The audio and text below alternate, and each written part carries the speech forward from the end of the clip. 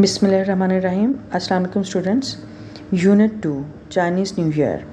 Just today we have completed the translation of paragraph number 1 to 3 and today I translate the paragraph 4 to 7 and yesterday we read that some traditions associated with the Chinese New Year.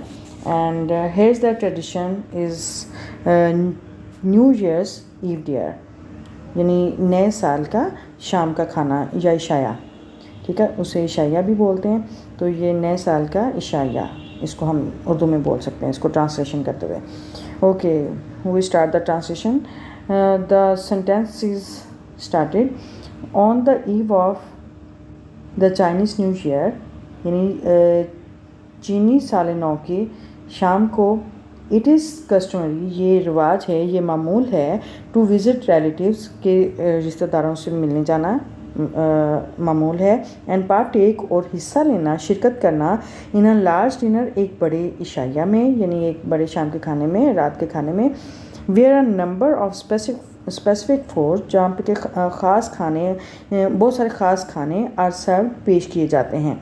ठीक है, दोबारा से देखते हैं. On the eve of the Chinese New Year it is customary to visit relatives and partake in a large dinner where a number of specific foods are served, यानी चीनी साल नौ की शाम को ये एक रिवाज है या मामूल है कि रिश्तेदारों से मिलने जाना और जो वहाँ पे खाने रात के खाने में शिरकत करना या इशाया में शिरकत करना, जहाँ पे बहुत से जो मखसूस खाने हैं या ख़ास खाने हैं वो पेश किए जाते हैं. It is typical for a Chinese family, ये एक इम्तियाज़ होता है या एक ख़ास चाइनीज़ ख़ानदान के लिए, चीनी ख़ानदान के लिए एक मखसूस होता है, ख़ास होता है या इम्तियाज़ होता है, टू मेक 8 to 9 डिशेज़, के वो 8 या 9 डिशेज़ खाने बनाएं for the New Year's Eve dinner, के नए साल के रात के खाने के लिए. बिकॉज इन चाइनीज़ लैंग्वेज, क्योंकि चीनी ज़ुबान में द वर्ड 8 मीन्स, लफ्ज़ 8 का मतलब है, यानी 8 का मतलब है प्रॉस्पेरिटी, खुशहाली. एंड द वर्ड 9 मीन्स, और लफ्ज़ 9 का मतलब है लॉन्ग लास्टिंग, यानी दराज उम्री. लॉन्ग लास्टिंग यानी लॉन्ग लाइफ, दराज उम्री के, तवील उम्र के मानी में आता है. ठीक है, दोबारा से देखते हैं कि ये एक चीनी ख़ानदानों के लिए एक इम्तियाज़ होता है कि वो अपने यानी 9 या 10 खानों की डिशें बनाएं अपने रात के खाने के लिए. नए साल के रात के खाने के लिए 9 या 10, 8 या 9 खाने बनाएं. बिकॉज़, क्योंकि इन चीनी ज़ुबान में 8 का मतलब है खुशहाली और लफ्ज़ 9 का मतलब होता है दराज उम्री या तवील उम्री. ठीक है, तो यहाँ पे ये पैराग्राफ नंबर 4 जो है वो एंड हुआ. और यहाँ पे हमारा पैराग्राफ नंबर 4 में वाइल रीडिंग क्वेश्चन है, why does this dinner consist of 8 और 9 डिशेस, कि ये डिनर जो है वो 8 या 9 डिशों पर क्यों मुश्तमिल होता है. To answer this question is this dinner consists of 8 or 9 dishes, because the Chinese people think that the word 8 means prosperity and the word 9 means long lasting. So they make 8 or 9 dishes for the New Year dinner. Okay, the next paragraph number 5 is the title is giving good luck gifts, यानी कि खुद खुशबख्ती या खुशकिस्मती के gift तोहफ़ देना. It is traditional practice, ये एक रिवायती मामूल है, फॉर एडल्ट्स, बड़ों के लिए, टू गिव चिल्ड्रन, के वो बच्चों को देना. लिटिल रेड एनवेलप्स, के छोटे सुर्ख लिफाफे, फिल्ड विद, जो कि भरे होते हैं, मनी, रकम से, पैसों से, इन ऑर्डर टू सिम्बलाइज, अलामत देने की शक्ल में, यानी उसको अलामती तौर पर देने की शक्ल में, वेल्थ, दौलत, एंड प्रॉस्पेरिटी, खुशहाली, फॉर द कमिंग ईयर, आने वाले साल के लिए. यानी ये बड़ों के लिए ये एक रिवायती मामूल है कि वो छोटे बच्चों को यानी बच्चों को वो सुर्ख रंग के छोटे लिफाफे जो कि रकम से भरे होते हैं, वो आने वाले साल के लिए खुशहाली और दौलत की अलामत के तौर पर वो इसको यानी बच्चों को छोटे सुर्ख लिफाफे देना एक रवायती मामूल है। Okay, next sentences. It is also common, ये भी आम है, फॉर एल्डर्स, बड़ों के लिए, टू प्रेजेंट रेड पैकेट्स, के वो प्रेजेंट पेश करना रेड पैकेट्स, छोटे दूसरा सुर्ख रंग के packets, to unmarried members of the family, ख़ानदान के गैर शादीशुदा अफराद के लिए सुर्ख रंग के पैकेट, यानी कि जो वो भी रकम से भरे होते हैं, वो देने के लिए, पेश करने के लिए जो बड़े हैं वो भी इनको अनमैरिड यानी गैर शादीशुदा अफराद को ये सुर्ख रंग के पैकेट देते हैं, ये भी उनमें आम है। Envelopes are not to be opened, envelopes लिफाफे are not to be opened, खोले नहीं जाते, अनटिल, जब तक ना द रेसिपिएंट, वसूल करने वाला, हैज़ लेफ्ट द होम, घर छोड़े या घर से रवाना हो, ऑफ द गिवर, देने वाले के, यानी ये लिफाफे उस वक्त तक नहीं खोले जाते जब तक जो वसूल करने वाला है वो देने वाले के घर से रवाना ना हो जाए। ठीक है, यानी लिफाफे उस टाइम तक नहीं खोले जाते जब तक कि लिफाफे वसूल करने वाला देने वाले के घर से रवाना ना हो जाए। Okay, next paragraph number 6 is honouring the animals. Honouring mean यानी गिविंग रिस्पेक्ट देना, जानवरों की इज़्ज़त करना। एवरी ईयर, हर साल, is associated one of the 12 animals of the Chinese zodiac mean ये एक डायग्राम होता है जो कि जो एस्ट्रोलॉजर्स हैं वो प्लैनेट्स और स्टार्स की पोजीशन को शो ऑफ करने के लिए वो यानी वो जो डायग्राम है वो रिप्रेजेंट करता है प्लैनेट और स्टार्स की पोजीशंस को। ठीक है, यानी एक तरह से हम उर्दू ज़ुबान में इसको कह सकते हैं जायचा। ठीक है, यानी हर साल जो कि 12 जानवरों में से एक के साथ मुंसलिक होता है, यानी एक जानवर के साथ वाबस्ता किया जाता है या मुंसलिक किया जाता है। अब द चाइनीज़ जोडियक यानी चाइनीज़ जायचा में, या कह लें कि जो कह लें कि पैदाइशी तौर पर जो एक निशान होता है, ये जायचा ही कहेंगे, किसी चीनी जायचे में इसको 12 जानवरों में से एक जानवर के साथ हर साल को मुंसलिक किया जाता है, वाबस्ता किया जाता है। These animals are often represented in decorations, ये जानवर आमतौर पर आमतौर पर रिप्रेजेंटेड पेश किए जाते हैं, नुमाइंदगी की जाती है इन डेकोरेशंस आराइश ज़ुबाइश में। ठीक है, इन जानवरों की यानी डेकोरेशंस में आराइश ज़ुबाइश में अक्सर इस्तेमाल होते हैं। सम पीपल बिलीव, कुछ लोग यकीन करते हैं, कुछ लोगों का यकीन है, दैट दोज बोर्न, वो जो पैदा होते हैं ड्यूरिंग द ईयर, साल के दौरान में, ऑफ अ पर्टिकुलर एनिमल, वो उस मखसूस जानवर के, यानी जो ख़ास जानवर है उस साल के दौरान जितने लोग पैदा होते हैं, may have the character traits of that animal, वो उस जानवर की जो फितरी खसूसियात होती हैं या खूबियाँ होती हैं वो उन खसूसियात के हामिल हो सकते हैं। यानी उस जो मखसूस जानवर के साल में जो लोग पैदा होते हैं वो उस जानवर की फितरी खसूसियात के हामिल हो सकते हैं। ठीक है, यहाँ पे अच्छा वाइड रीडिंग क्वेश्चन है, is Chinese believe about people having character traits of animals a fact और एन ओपिनियन। ओके, ये क्वेश्चन है कि क्या चाइनीज़ जो उनका यकीन है कि जो लोग उस जानवर की फितरी जो खसूसियात रखते हैं, क्या ये एक फैक्ट है, हकीकत है, या एक सिर्फ राय है या ओपिनियन है, ख्याल है, सोच है। ठीक है, तो to answer this question is Chinese believe that about that people having character trait of that animal to some extent is that if an effect fact, and on the other hand I think that it is just an opinion. Okay, next we see the next paragraph, which is paragraph number 7. Here is the Chinese New Year is a time चीनी साल नौ एक वक्त है when the family should come, जब ख़ानदान को आना चाहिए, टुगेदर इकट्ठे, यानी जब ख़ानदान को फैमिली को इकट्ठे होना चाहिए, in order to give thanks, शुक्रिया अदा करने के लिए, for the year that has passed, उस साल के लिए जो कि गुजर चुका है, यानी उस साल के लिए जो कि गुजर चुका है उसका शुक्रिया अदा करने के लिए इकट्ठे होना चाहिए।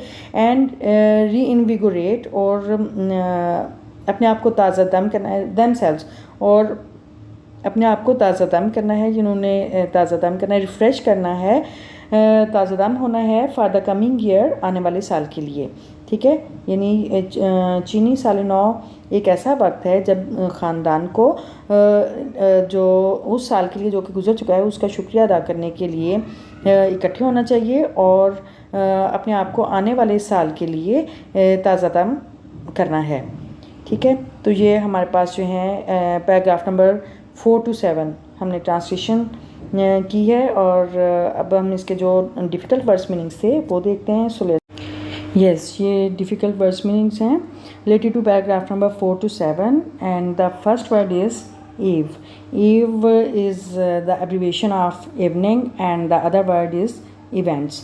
ठीक है, तो ये ईव जो है इसको शाम भी बोलेंगे, यानी इवनिंग के मीनिंग के तौर पे भी बोलेंगे, और इवेंट्स यानी वाक़या। ठीक है, और जैसे फ्रेज़ होती है ऑन द ईव ऑफ, यानी के मौका पर।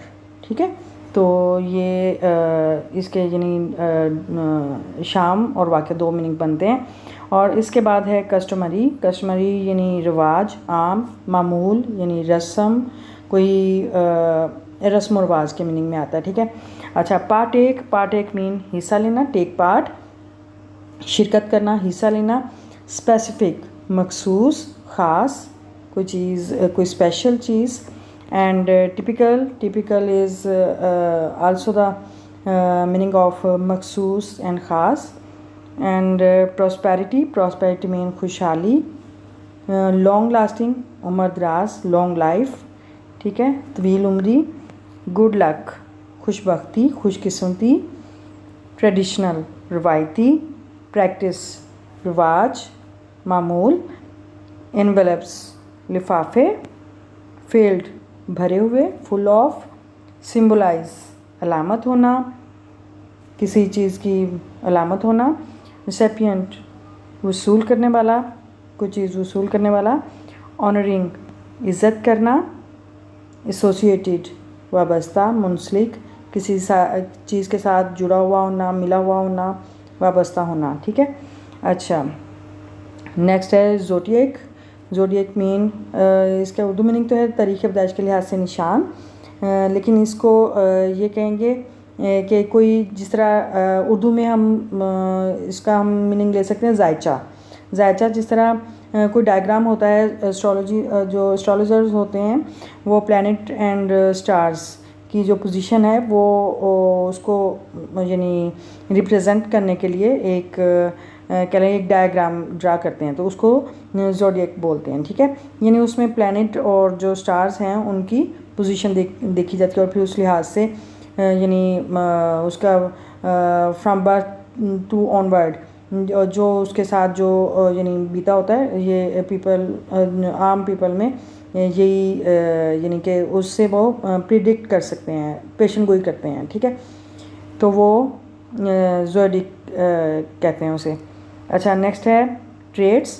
ट्रेड्स मीन वस्फ़ की जमा औसाफ, खुसूसियात, खूबियाँ। और रेनवेगोरेट यानी दोबारा ज़िंदा करना, ताज़ा दम होना, एक तरह से रिवाइव करना। ठीक है, तो उसको रेनवेगोरेट बोलते हैं। ठीक है, अच्छा, तो ये तो हमारे हो गए डिफ़िकल्ट वर्ड्स मीनिंग्स। नेक्स्ट हम देखते हैं हमारे पास क्या एक्टिविटी है। So let's start. यस, हमारा यूनिट कंप्लीट हो गया, और पैराग्राफ नंबर 1 to 7 हमने ट्रांसलेशन कंप्लीट की है, और इसके वर्ड्स मीनिंग भी हमने रिवाइज़ किए हैं। और यहाँ पे अब हमारे पास जब यूनिट कंप्लीट हो जाता है तो पूरे यानी इसके चाइनीज़ न्यू ईयर, इस पूरे यूनिट की एक तरह से जो उसका मकसदी ख्याल, जो थीम है, वो यहाँ पे उन्होंने डिस्कस की है।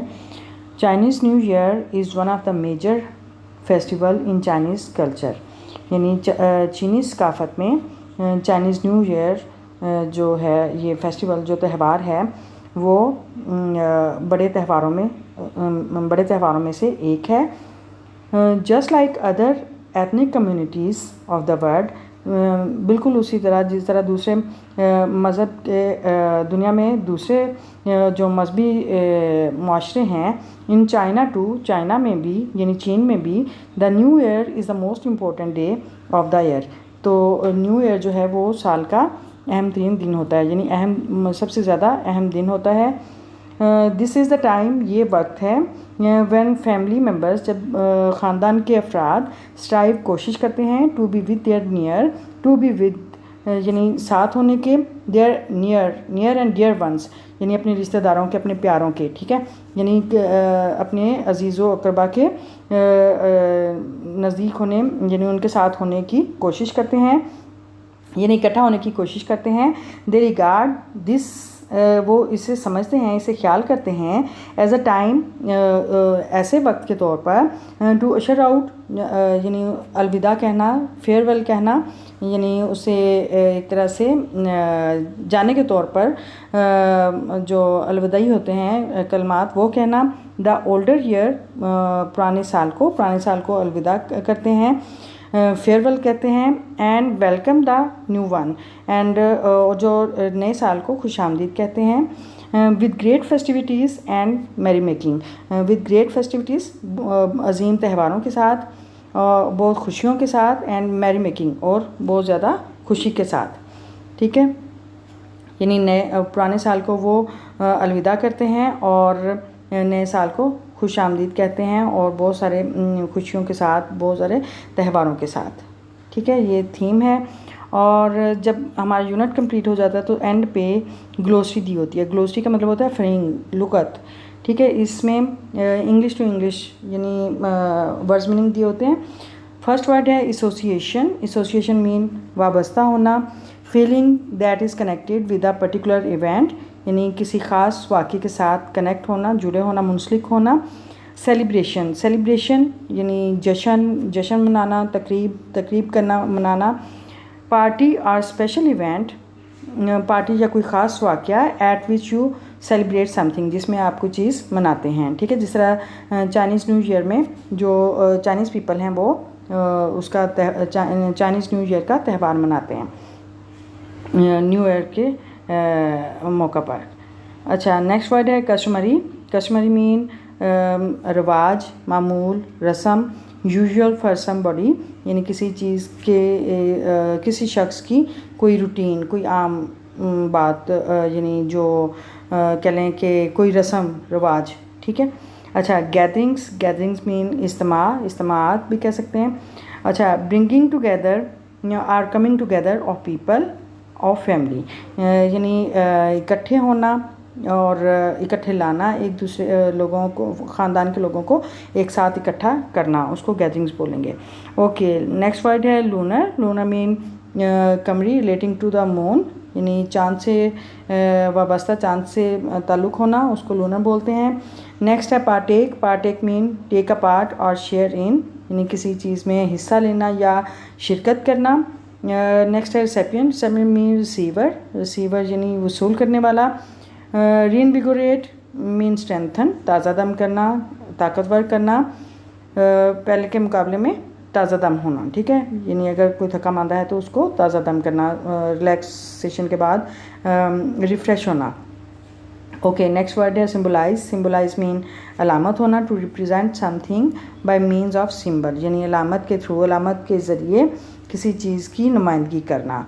ट्रेड्स, ट्रेड्स मीन कैरेक्टरिस्टिक्स, यानी खूबियाँ, बस औसाफ, उसके कह लें कि खसूसियात, ठीक है, इसके ये मीनिंग्स हैं। और आज हमारी ट्रांसलेशन कंप्लीट हो गई है। इंशाल्लाह we will do the vocabulary part, the exercise of unit 2, and if you learn something useful from this video, please like, comment and share the video. And if you are the new one on this channel, please subscribe my channel, and don't forget to press the bell icon button so that you may receive the new notification of new lesson and support my channel. Remember me in your prayers, and see you soon in the next video. Till then, Allah Hafiz.